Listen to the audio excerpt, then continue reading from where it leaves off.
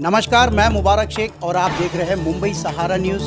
की औरंगजेब असो, अफजल खान असो, ही छत्रपती शिवाजी महाराजांच्या पराक्रमाचे पुरावे आहेत। ते जर यांना वाटत असेल नष्ट करायचं तर आंदोलन काय करताय?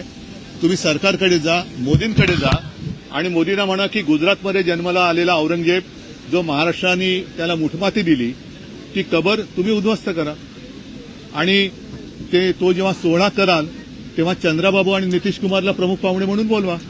आहे सोपा विषय आहे, त्याच्यात दंगल करायचं कारण काय? गृहमंत्र्यांचं गृह म्हणजे गृहमंत्र्यांचं घर हे नागपूर आहे, आरएसएसचं मुख्य कार्यालय नागपूर आहे। अशा या नागपूरमध्ये हिंदू खतरे में कसा काय? मग इतके वर्ष तुम्ही केलं तरी काय नेमकं? व पूर्वनियोजित असेल तर तुमचं गृह खातं झोपा काढत होतं का? हा पूर्वनियोजित कट तुमच्या कानावर आला का नाही? आणि जर आला असेल तर तुम्ही त्याच्याकडे दुर्लक्ष केलं का? या सगळ्या एका प्रश्नामध्ये अनेक प्रश्न दडलेले आहेत। सरकार त्याचं अपयश लपवण्याचा प्रयत्न करते आणि हे अपयश लपवण्यामध्ये आणखीन अपयशी ठरते।